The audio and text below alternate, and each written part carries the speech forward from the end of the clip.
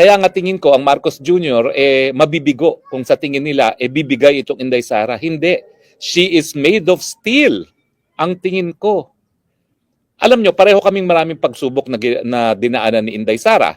Pero ako, aaminin ko po, hindi ako kasing tigas ni Inday Sara. Bumigay ko mga ilang beses na napapaiyak ako kasi nga hindi ko maintindihan bakit naging ganito yung buhay ko. Hindi ko naintindihan kung bakit ang paninindigan ay naging dahilan para eto nga po, hindi ako makauwi at hindi makapiling ng aking mga anak. No? So maraming beses na ako napaluha. Pero itong si Inday Sara, at the height of it all, hindi ko lang alam kung privately siya napaluha. No?